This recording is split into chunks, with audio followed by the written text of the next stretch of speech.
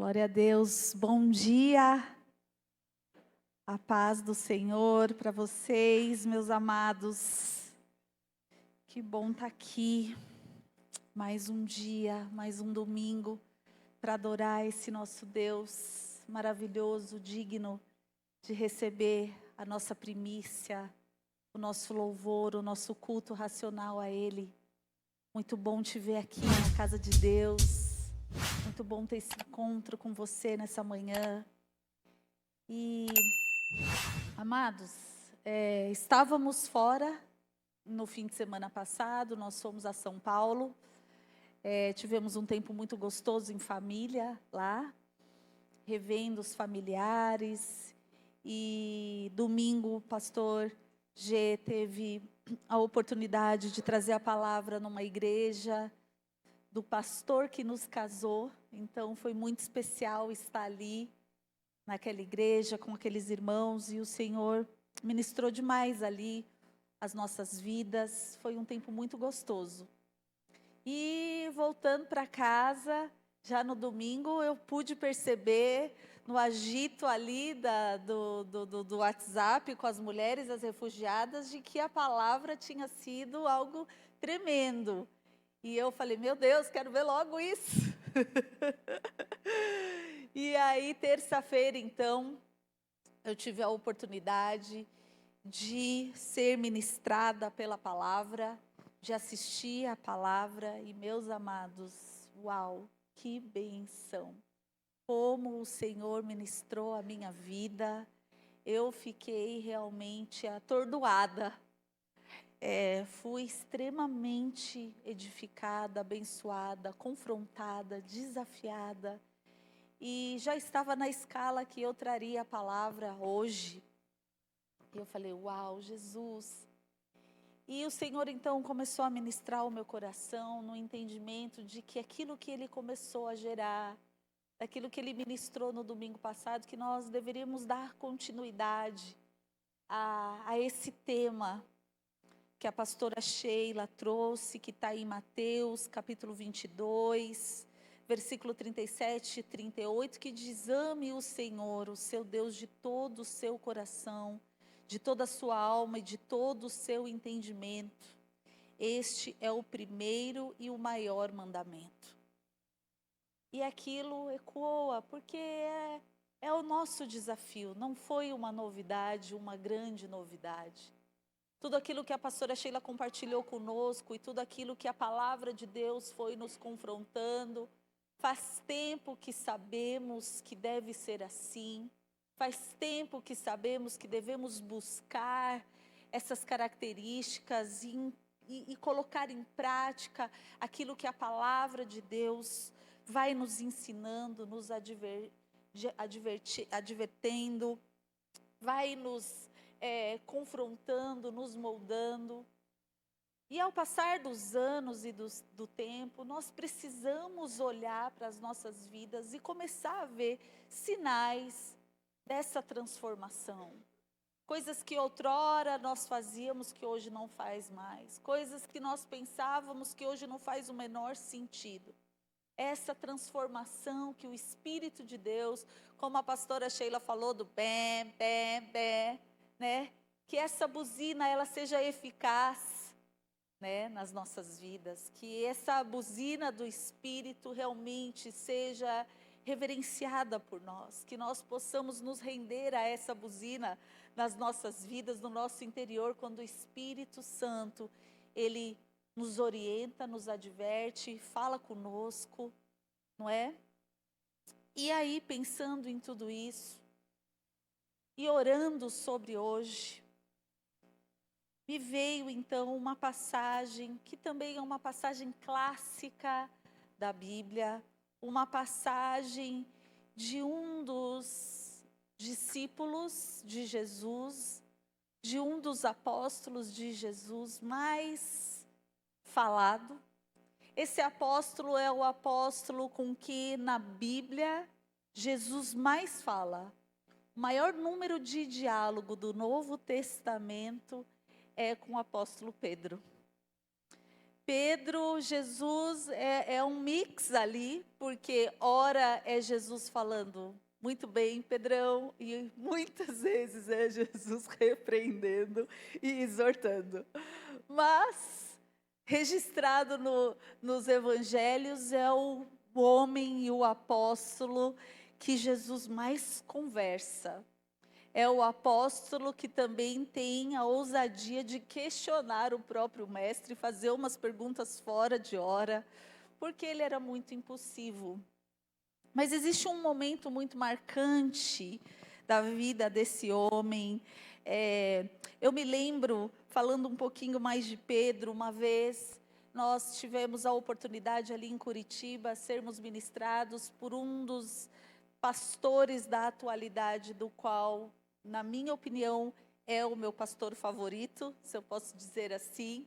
Eu sou muito ministrado, depois do meu marido, obviamente, né? Mas, o reverendo Dias Lopes, o pastor do qual eu tenho tremenda admiração, sou muito, muito abençoada pela palavra dele. E ali eu tive a oportunidade de pessoalmente estar sentada e ser ministrada pela vida dele, e ele pregou sobre Pedro de uma maneira que realmente marcou a minha vida. E eu nunca vou me esquecer de uma frase que ele diz assim: todos nós temos um Pedro que circula dentro das nossas veias. Todos nós temos um Pedro. E isso me marcou porque é verdade, porque ele é um apóstolo que marca muito a sua humanidade, né?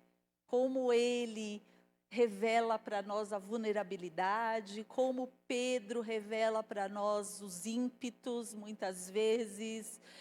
E em algum momento da nossa vida a gente olha para esse apóstolo e a gente fala, a gente se vê nele. E existe um momento, então, onde Jesus pergunta para Pedro: tu me amas? Tu me amas? E essa pergunta foi uma pergunta que ecoou no meu interior a partir da mensagem da pastora Sheila. Do Senhor, então, nos pergunta: tu me amas? Eu gostaria de fazer uma oração, então. Você pode curvar a tua cabeça, fechar os teus olhos. Senhor, ministra, Deus, o nosso coração nessa manhã, Deus. Sê conosco, fala conosco. Abre, Senhor, o nosso entendimento. Abre, Senhor, o nosso espírito, que seja receptivo, que possamos estar aqui não somente de corpo presente, mas atentos à tua voz, à tua direção, à tua instrução nessa manhã. Nos instrui, Senhor, para que possamos sair daqui mais convictos daquilo que somos no Senhor, da nossa identidade no Senhor. Em nome de Jesus. Amém. Amém. Mas antes disso, antes de chegarmos a esse lugar dessa pergunta, tu me amas? Algumas coisas aconteceram e nós vamos começar por elas, então. Queria convidar você a abrir no Evangelho de João, capítulo 13.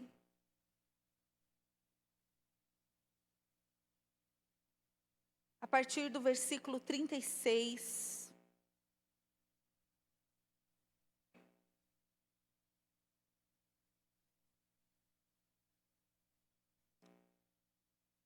Momento tenso da história, momento onde Jesus já prediz que será traído, momento ali, um último momento com os discípulos. O Senhor começa a falar de que está chegando o tempo da partida dele. E no versículo 36, então, Simão Pedro lhe perguntou: Senhor, para onde vais? E Jesus respondeu: para onde eu vou, vocês não podem seguir-me agora, mas me seguirão mais tarde. Pedro perguntou: Senhor, por que não posso seguir-te agora?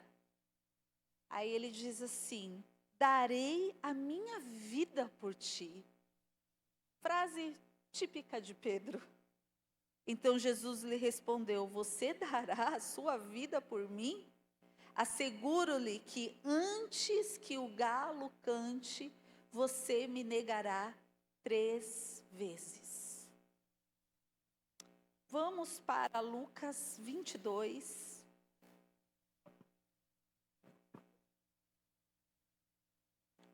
Abre lá. Então, primeiro, Pedro diz que daria a sua vida por Cristo. E Jesus diz: olha, antes que o galo cante, você me negará 3 vezes.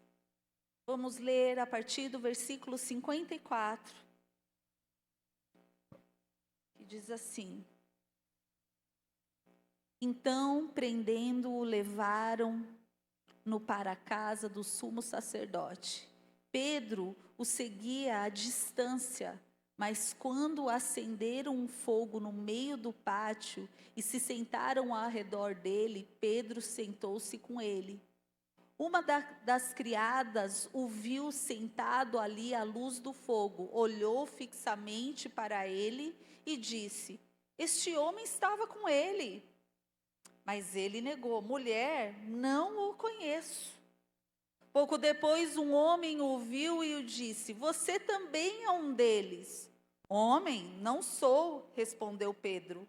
Cerca de 1 hora mais tarde, outro afirmou: certamente este homem estava com ele, pois é galileu.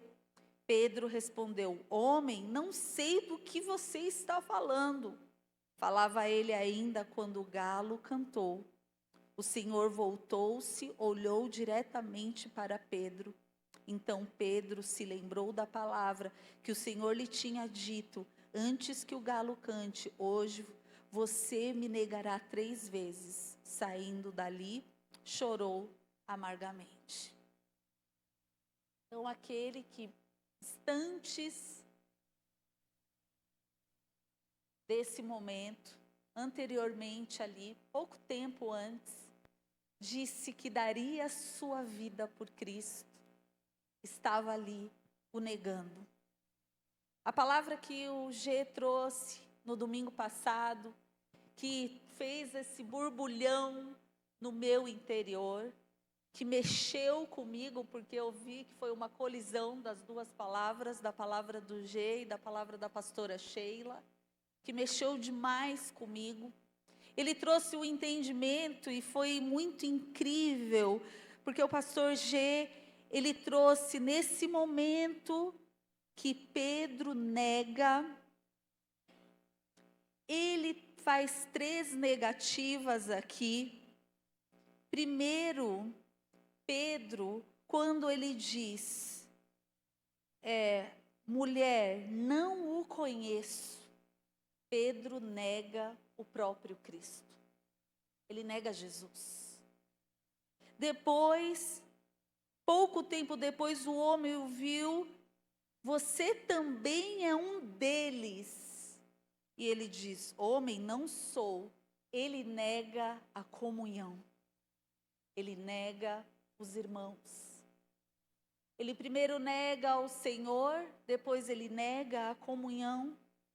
E cerca de 1 hora mais tarde, outro afirma: certamente este homem estava com ele, pois é um galileu.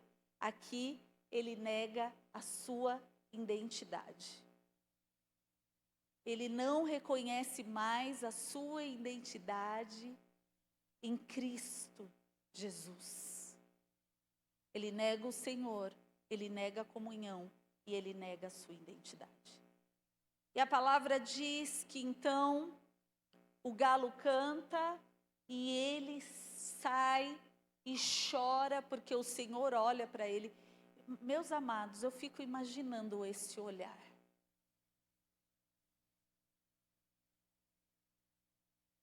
E a palavra diz então que ele chora e se entristece. amargamente. É muito interessante quando a gente começa a... Nós, pastores, temos a tendência de entender o processo de um distanciamento quando a pessoa decide se distanciar do Senhor. Como o G hoje disse que nós somos uma igreja que não existe porta dos fundos, é uma realidade da qual deveria ser vivida no meio da igreja. Mas sabemos que tem aqueles que decidem sair. E esse é o processo que a gente vê. Ela primeiro esfria com o Senhor, depois ela não quer mais saber de comunhão com os irmãos. E de repente, ela nega essa identidade, ela já não faz mais parte. E geralmente, esse passo e esse processo leva a pessoa a voltar de onde ela saiu. As velhas práticas. Começa a relativizar, começa a falar, não é bem assim, veja bem. Amados, Pedro, esse Pedro, ele tinha vivido absolutamente tudo de incrível e maravilhoso durante os 3 anos que ele teve. O chamado dele foi uma coisa tão incrível, o primeiro encontro, aquela pesca maravilhosa. Jesus estabelece, entrega palavras para a vida desse homem. Ele ali ele é testemunha dos milagres de multiplicação de pão, de peixes. Ele é aquele que anda sobre as águas. Uau! E de repente, Pedro nega o próprio Cristo num momento crucial. E a palavra diz que ele volta a pescar. Aquele que tinha largado e que imediatamente largou tudo. No dia da sua maior pescaria, no dia que ele ia faturar, em toda a história de trabalho dele, ele nunca tinha pescado tanto. E no dia que ele poderia falar assim, meu Deus, olha só, Deus me abençoou. Jesus entrou no meu barco e ele me prosperou. E é esse o propósito de Jesus ter entrado na minha vida para me prosperar. Não, amados. A palavra de Deus diz que ele larga tudo naquele mesmo instante e ele segue a Jesus. Mas esse Pedro decide voltar. Mas existe um ponto, obviamente, que não dá para deixar passar batido. Esse choro e essa tristeza. Naquele momento, algo aconteceu no coração daquele que se achava. Algo aconteceu no coração daquele que achava que era o que amava mais, o que estava disposto a fazer mais. Vira e mexe ele falava, não, mas eu te amo mais do que eles. Na verdade, eu vou dar minha vida por você. Naquele momento, amados, daquele olhar do próprio Cristo, serve como um espelho para Pedro e ele se vê. E aquele ímpeto, e aquele cara, como dizia Ana Júlia, pequenininha, quando ela falava de alguém, ela falava, ai mãe, ele é muito se achão. Aquele cara se achão, de repente, chora, se entristece amargamente. E eu acredito que nesse momento, Pedro volta a pescar. Porque ele não se vê mais e não acredita mais que alguém poderia dar credibilidade para ele.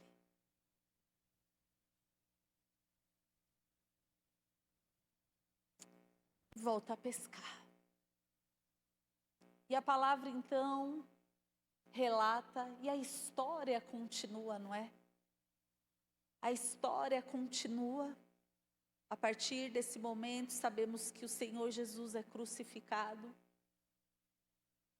Sabemos que o Senhor Jesus morre. E sabemos também que Jesus ressuscita. Ele ressuscita.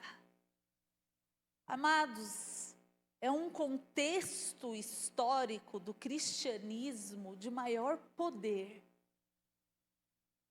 O contexto é um contexto poderoso, porque Jesus, ele ressuscita e ele começa a se apresentar. E Jesus se apresenta para quê? Primeiro, para ele provar que ressuscitou. A palavra de Deus diz que são mais de 500 testemunhas que testemunham que ele ressuscitou.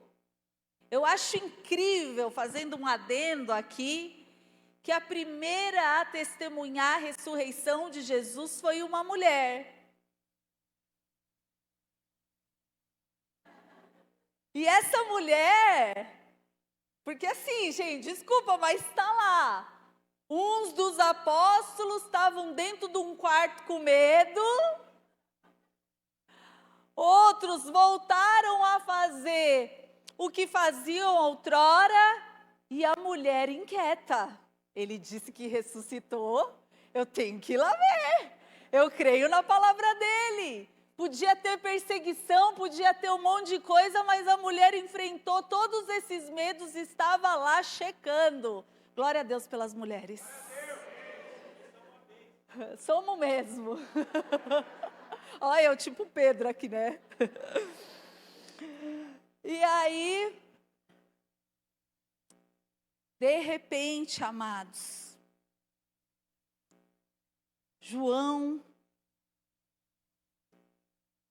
relata um encontro marcante, porque aonde Jesus vai lá na beira do rio, do mar.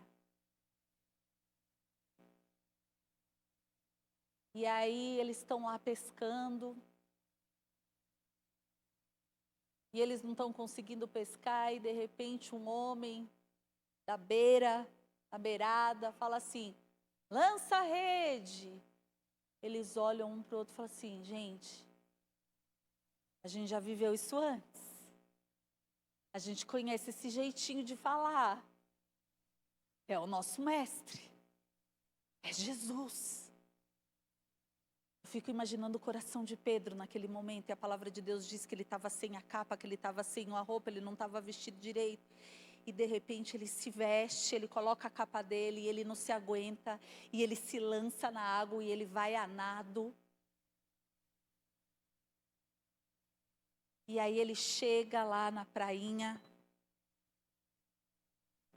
e Jesus está lá assando um peixinho.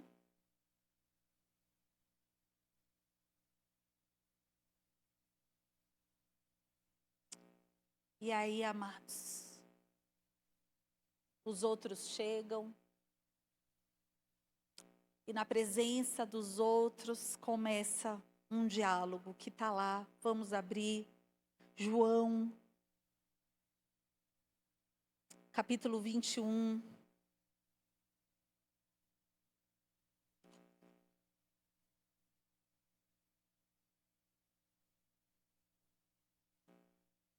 Até agora foi a introdução. Vocês estão aqui?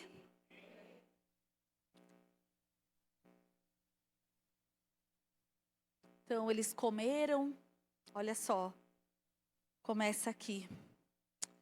Depois de comerem,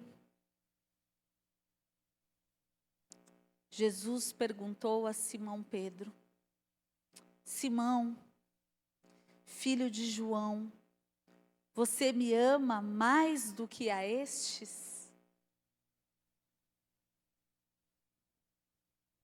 Disse-lhe ele, sim, Senhor, tu sabes que te amo. Disse-lhe Jesus, cuide dos meus cordeiros. Novamente Jesus disse: Simão, filho de João, você me ama? Ele respondeu: sim, Senhor, tu sabes que eu te amo. Disse-lhe Jesus: pastoreie as minhas ovelhas. Pela terceira vez ele disse: Simão, filho de João, você me ama? Pedro ficou magoado por Jesus lhe ter perguntado pela terceira vez: você me ama? E ele disse: Senhor, tu sabes todas as coisas e sabes que eu te amo. Vamos entender isso aqui melhor. A gente tem um vocabulário rico no português. Existem palavras no português que não existem em outros idiomas.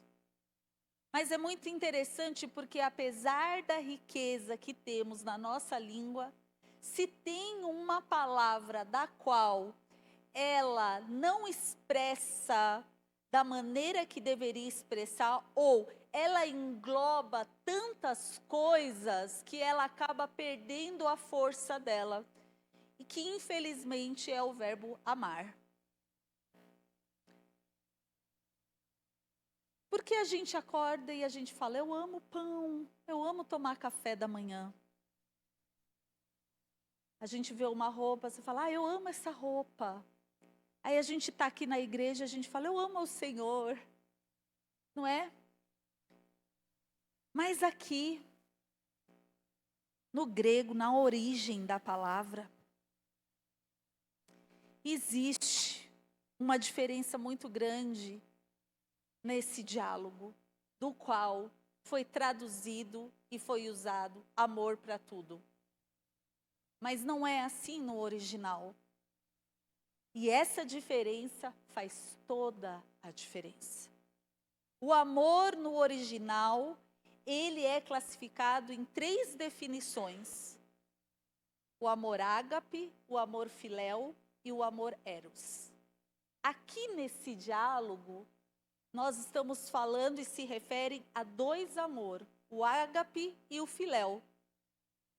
Então, quando Jesus chega para o discípulo dele, para Pedro, nesse encontro de acerto de contas, de cura, ele diz assim: Pedro,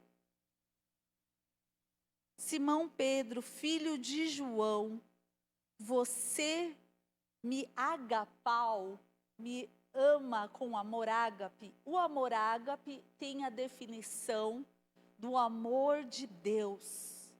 O amor incondicional, o amor que não negocia, um amor que não está sujeito à variação. Esse é o amor de Deus, que é o amor ágape. E ele diz assim: sim, Senhor, tu sabes que eu filéu.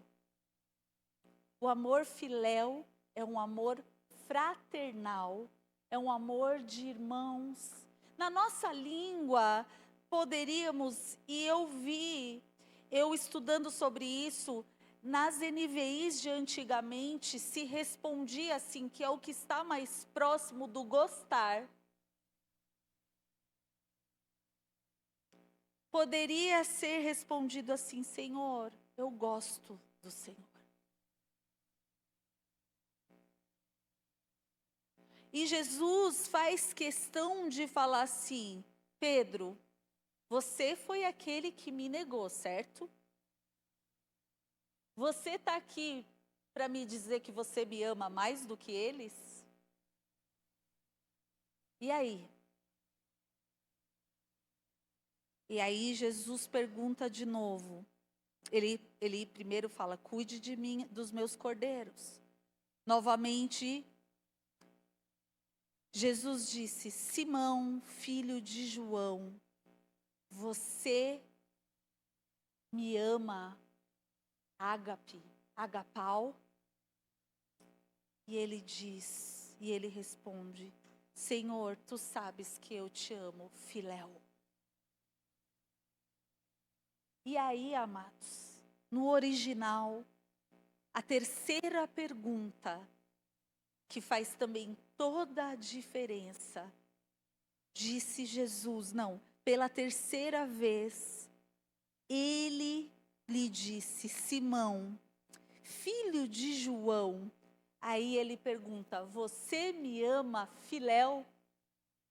Jesus muda. Você quer dizer então que você gosta de mim. Quer dizer que o teu amor por mim é fraternal, não é ágape. E aí Pedro ficou magoado. Pedro se entristece. Porque ele diz: sim, Senhor, tu sabes de todas as coisas. O Senhor sabe que é filéu o meu amor pelo Senhor. E é por isso que ele se entristece nessa resposta, porque ele, pela primeira vez, reconhece que o amor que ele tem pelo Senhor Jesus não é o amor que ele deveria ter. Amados, esse é o momento chave, e esse é um encontro chave na vida do apóstolo Pedro. É um momento de maturidade, é um momento de autorreflexão, é um momento onde ele, com aquele choro profundo, amargo, volta. E eu fico imaginando nesse processo, ele pensando o quanto ele foi infantil, o quanto ele foi raso, o quanto ele foi superficial, o quanto ele falava muito mais do que ele era de verdade, o quanto ele teve a oportunidade de fazer uma autoinvestigação e falar: meu Deus, olha tudo que eu falei para ele, olha o que eu fiz no final. E aí o Cristo se encontra com ele e ele fala: não, Senhor, tu sabes que o meu amor pelo Senhor não é igual ao teu amor por mim. Esse reconhecimento. Eu fico pensando, meus amados, no momento de domingo passado que a pastora Sheila fez o convite ao altar. E eu penso, e eu descobri, eu soube que ele não ficou lotado. E isso me choca, porque, meus amados, quem aqui não se sente desafiado em amar o Senhor acima de todas as coisas?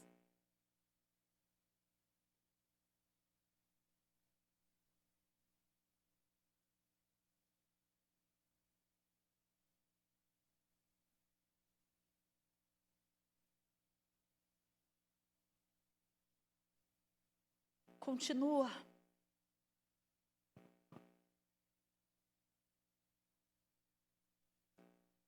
Olha só. No versículo 18. O Senhor Jesus diz assim: depois que Pedro amadurece e se enxerga, digo-lhe a verdade, quando você era mais jovem, vestia-se e ia para onde queria. Mas quando for velho, estenderá as mãos e a outra pessoa o vestirá e o levará para onde você não deseja ir. Jesus olha para Pedro e fala assim, é aquilo que eu sempre digo, amados, eu sempre falo isso porque eu aprendi na palavra de Deus que muito mais importa como a gente termina do que como a gente começa. E aqui Jesus diz assim, quando você era menino, você ia e desejava e fazia o que você queria, mas eu vejo que chegará um dia que você irá para onde você não deseja ir. Porque o sinal da maturidade e de colocar o Senhor e de amar o Senhor é se dispor a ficar aonde você não deseja e a ir aonde você não quer. E o Senhor Jesus, então, olha para ele e diz: eu vejo isso em você. Chegará esse dia, Pedro. Chegará esse dia. Mateus 16, tempos antes, momentos antes. Em Mateus 16, 13 a 18 diz: quando Jesus chegou à região da Cesareia de Filipe, perguntou a seus discípulos: quem as pessoas dizem que o Filho do Homem é? E eles responderam: alguns dizem que o Senhor é João Batista, outros que é Elias, e outros que é Jeremias ou um dos profetas. E vocês? Perguntou ele: quem vocês dizem que eu sou? Simão Pedro respondeu: o Senhor é o Cristo, Filho do Deus vivo. Jesus disse: que grande privilégio você teve, Simão, filho de João. Foi o meu Pai no céu quem lhe revelou isso. Nenhum ser humano saberia por si só. Então ele olha para Pedro e diz: agora eu digo a você que você é Pedro. E ele olha para Pedro: Petrus, pedra. E ele diz: e sobre essa pedra eu edificarei a minha igreja, e as portas e as forças da morte não a conquistaram. Ah, meus amados, Jesus conhecia esse coração desse sanguíneo, que era impetuoso, mas ele ia crescer, ele ia amadurecer. Ele ia amadurecer. Meu marido me apresentou esse livro de um teólogo chamado Alexander White. Ele foi um grande teólogo no século XIX. E ele tem muitas obras. Ele fez a faculdade de teologia em Edimburgo. E o G me apresentou esse livro aqui, Personagens Bíblicos do Novo Testamento. E eu gostaria de ler um trecho com vocês aqui, do que ele fala sobre Pedro. Escute. Culpe Pedro o quanto quiser. Despeje sobre ele as falhas do seu comportamento, os defeitos do seu caráter, o escândalo da sua conduta, tanto quanto você quiser. Pois eu o desafio a negar que, apesar de tudo isso, ele era um homem muito cativante e amável. A maior doença do coração é a frieza. Bem, com todas as suas faltas, ter um coração frio certamente não era uma delas. Todos os defeitos de Pedro, de fato, residem na intensidade de seu coração. Seu coração era muito intenso, muito impulsivo e entusiástico. Seu coração estava sempre à boca e manifestava literalmente até que conseguisse ficar em paz. Tantos os defeitos possuía Pedro. É tão evidente e superficiais que eles eram, que você poderia muito bem estimar de forma apressada e supérflua a verdadeira profundidade, valor e força de Pedro. E se Pedro, por muito tempo, foi como a areia, em vez de ser como a pedra, seu mestre o nomeou tão nobremente que um dia a areia se transformará em uma pedra, que pela qualidade, pela quantidade, poderá ser usada para construir um templo. Se agora Pedro está tão ávido para falar, no final ele estará para sofrer. Chegará um tempo em que Pedro agirá de forma contrária aos seus francos ardores e elevados entusiasmo. Ao designar tão cedo o filho de Jonas como a pedra, seu mestre estava apenas antevendo uma das características mais graves que recaíam sobre Pedro. Seu divino mestre vira em Simão as qualidades latentes da coragem, da fidelidade, da persistência, da humildade evangélica, as quais nunca havia se revelado completamente diante das influências adversas que rondavam a sua vida. De todo modo, o mestre absoluto certamente pode chamar o seu servo por qualquer nome que lhe agrade, especialmente se for um mestre régio, pois o soberano de cada reino é verdade e fonte de honra. Qualquer que seja, então, a verdadeira e completa explicação, basta-nos saber que o Senhor nosso Deus saudou Simão e disse: Tu és Simão, filho de Jonas, tu serás chamado Cefas, que por interpretação quer dizer pedra. Dentre os 4 temperamentos mais marcantes, o de Pedro era do tipo ardente e entusiasta. E de fato, um temperamento profundo, inquieto, cujo fluxo é forte, divinamente purificado e direcionado. É sempre melhor tipo para a função e suporte do caráter evangélico, profético e apostólico. Afinal, o que é um entusiasmo?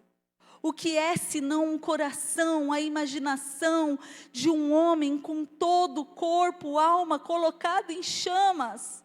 E a eleição do chamado, a vivência e a recompensa prometida do verdadeiro profeta, apóstolo e evangelista, com certeza são suficientes para atar fogo e incendiar um coração de pedra. Era uma das pontuações proféticas vindo do próprio temperamento do Messias, que o zelo pela casa de Deus iria engoli-lo.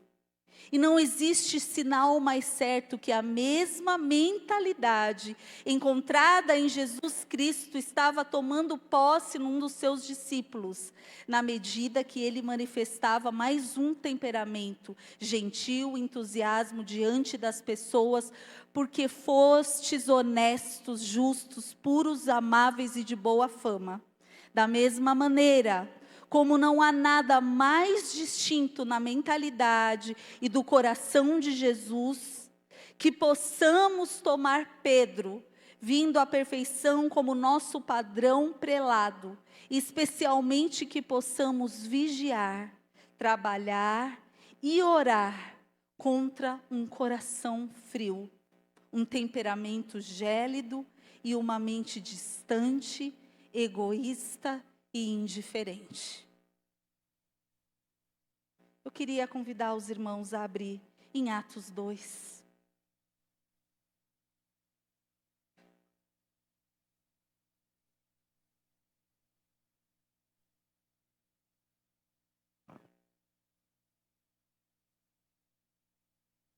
Atos 2.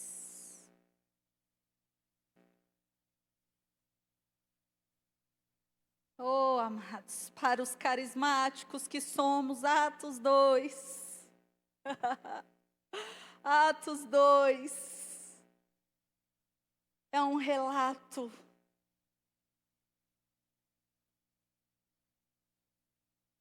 Senhor Jesus tem os seus encontros ressurreto. Ele então se assenta, sobe, e ele diz que não estaríamos só, que ele precisava subir e que viria o Espírito Santo. E o povo judeu, 50 dias depois da Páscoa, tinha como costume se reunir para uma festa da colheita, chamada Festa dos Pentecostes, 50 dias depois da Páscoa.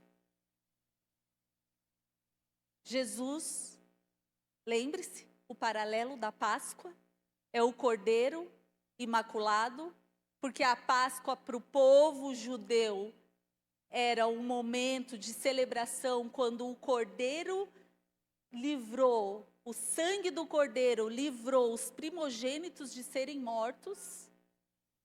Ali se estabelece a Páscoa. O Cordeiro de Deus derrama do teu sangue para nos livrar da morte, Cristo Jesus. 50 dias depois, na celebração da colheita, que o povo de Deus então vai receber, colheita, o Senhor Jesus, o pão vivo, envia o Espírito Santo. E em Atos 2, temos então um relato da descida do Espírito Santo. E é aquela loucura toda, e o povo começando a falar em outras línguas, e aquele mover, e aquela unção, e aquele retetê, e a galera olhando e falando, eles estão tudo bêbado, o que está acontecendo com esse povo, que eles estão tudo maluco? E de repente, amados, a partir do versículo 14, Pedro, olha o que diz, vamos lá. Então Pedro levantou-se com os 11 e em alta voz dirigiu-se à multidão.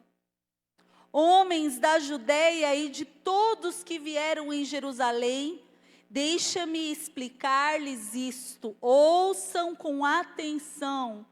Estes homens não estão bêbados como vocês supõem. Ainda são 9 horas da manhã. Ao contrário, isto é o que foi predito pelo profeta Joel. Pedro dizendo: nos últimos dias, diz Deus, derramarei do meu espírito sobre todos os povos, os filhos e as filhas profetizarão. Os jovens terão visão, os velhos terão sonhos, sobre os meus servos e as minhas servas derramarei do meu espírito, naqueles dias eles profetizarão.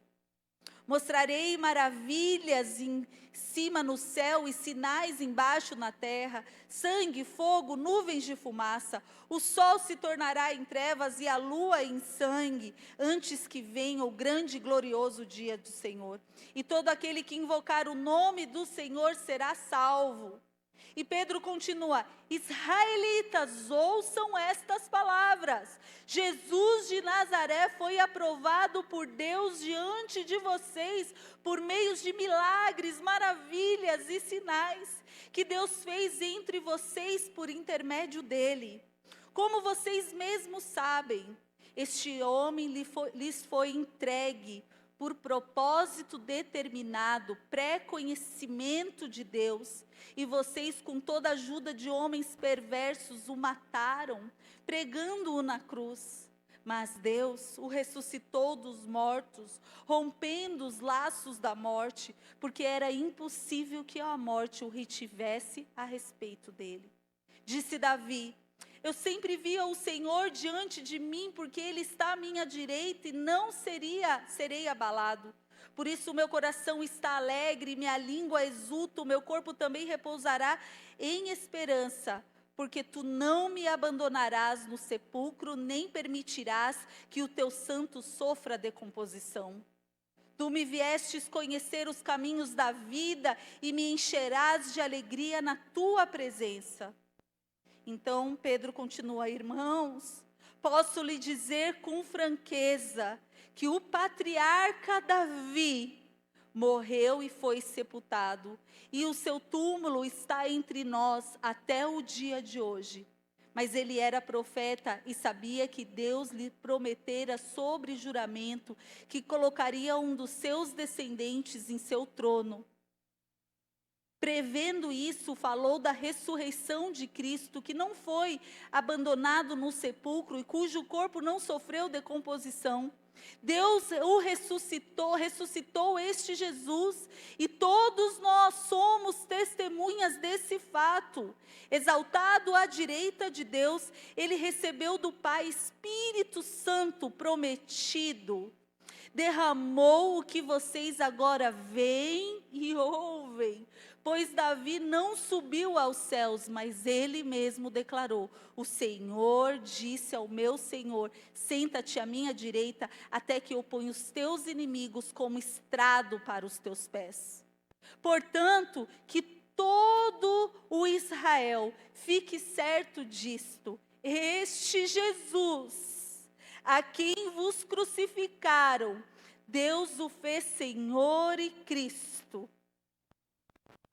E a palavra diz, quando ouviram isso,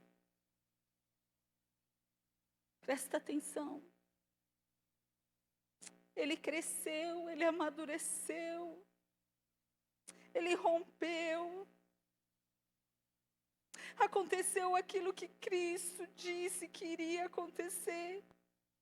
Quando ouviram isto, ficaram ali aflitos em seu coração. Glória a Deus por essa aflição. E perguntaram a Pedro e aos outros apóstolos, o que faremos?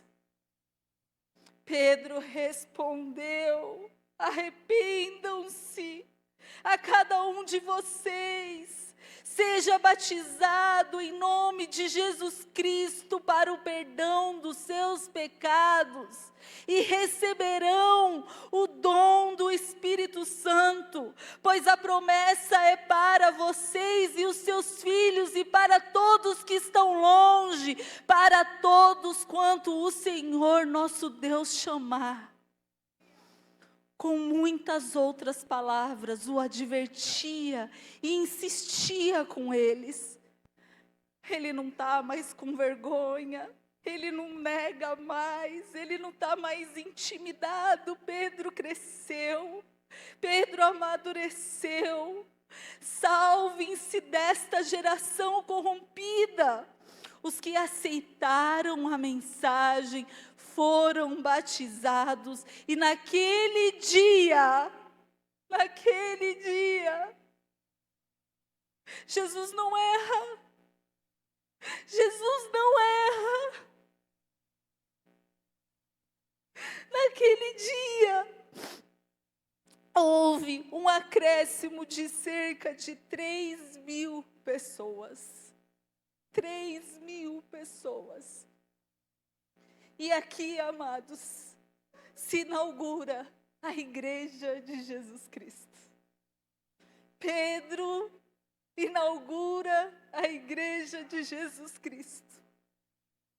Esse apóstolo impetuoso, esse apóstolo que vacilou sim, mas no momento que ele se enxergou na tua fraqueza, que ele se enxergou nas suas limitações, que ele de coração sincero diante de Deus falou, tu sabes, Senhor.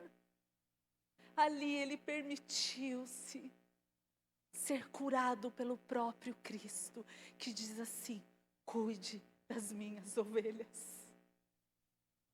Eu, filéu, e Jesus olhava e falava assim, eu sei que você, filéu, eu sei que você só gosta de mim, mas cuida das minhas ovelhas.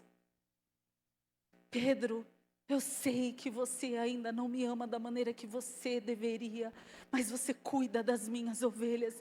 E Jesus ali já via.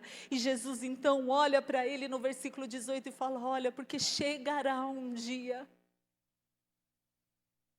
Amados, sabemos que o apóstolo Pedro, solta as imagens para mim, por favor.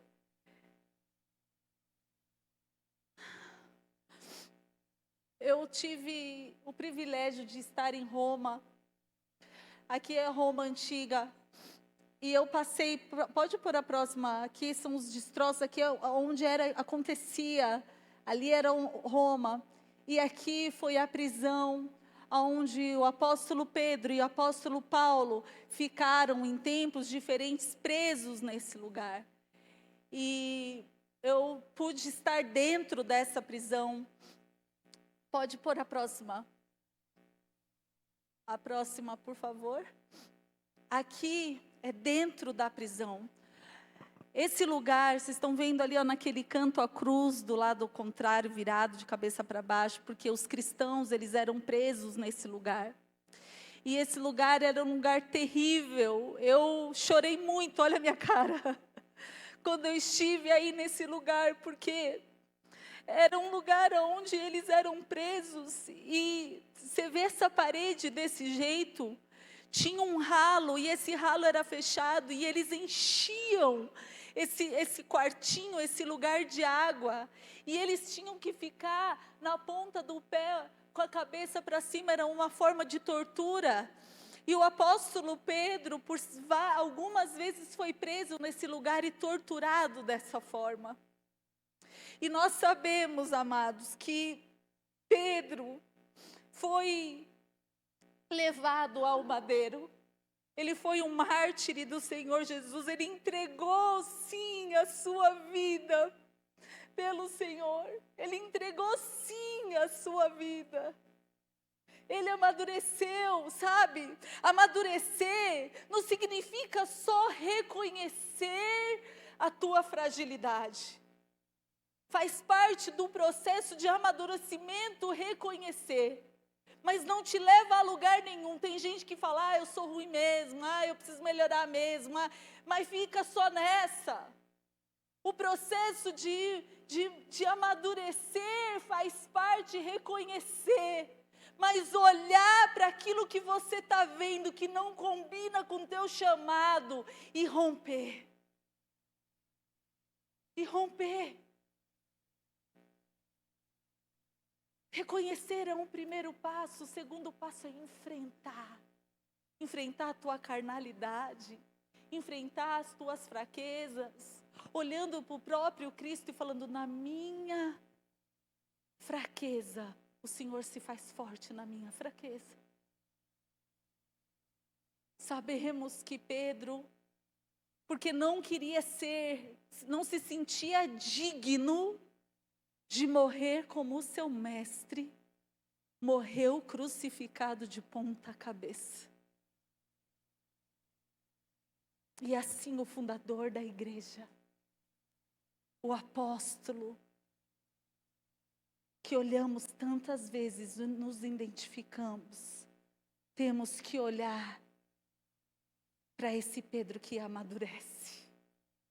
Temos que nos inspirar nesse Pedro que ama o Senhor acima de todas as coisas, ao ponto sim de dar a sua vida por Ele.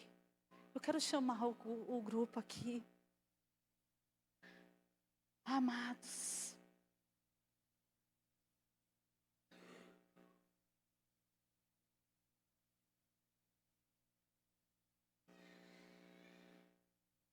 eu lhe digo a verdade. Jesus falando com ele, quando você era jovem, podia agir como bem entendia. Vestia-se e ia para onde queria. Mas quando for velho, estenderá as mãos e outros vestirão e o levarão para onde você não quer ir. No versículo 19 diz assim, Jesus disse isso para informá-lo com que tipo de morte ele iria glorificar a Deus. E então Jesus lhe disse, siga-me. E ele nunca mais olhou para trás.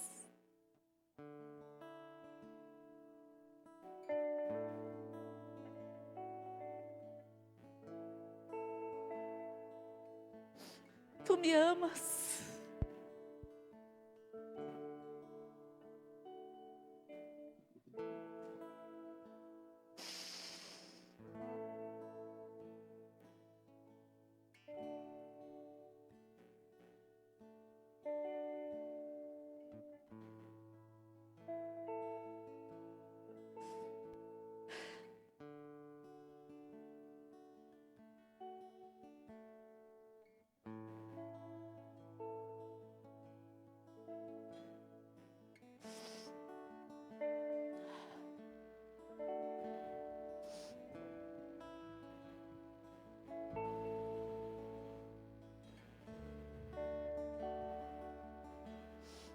O altar está aberto, amados.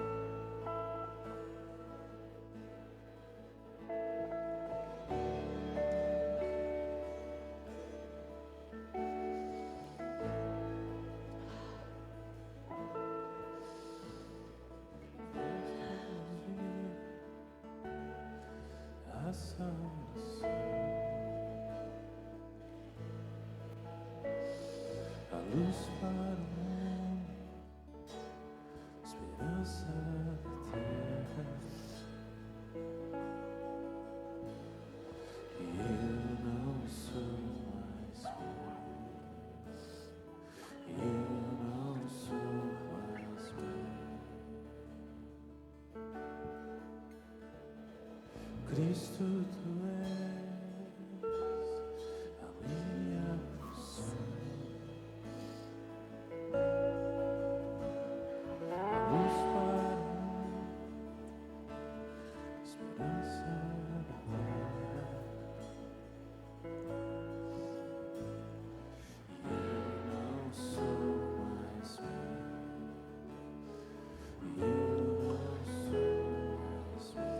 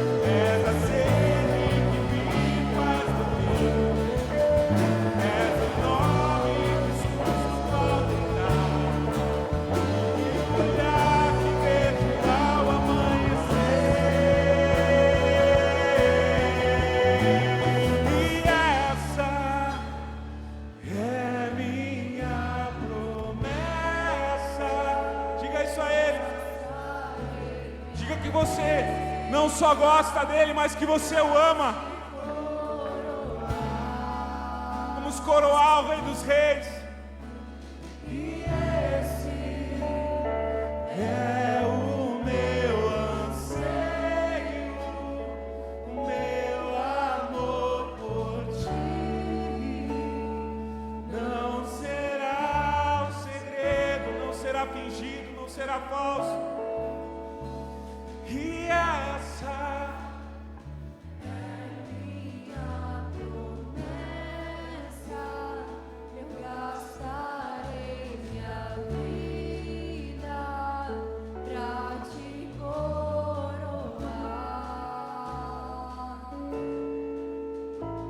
e esse é o meu anseio, o meu amor por ti. Não será um segredo. Senhor, que essa palavra seja como aquela semente que caiu numa terra fértil.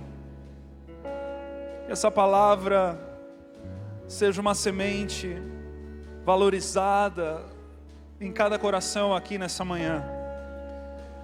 Que o agir do Senhor nesses últimos domingos possa encontrar em nós terrenos férteis, para que os teus propósitos e desígnios venham a se cumprir, Senhor, de forma integral, através de cada um de nós. Deus, em nome de Jesus, acolhemos estas palavras no nosso espírito, para o nosso corpo e para a nossa alma.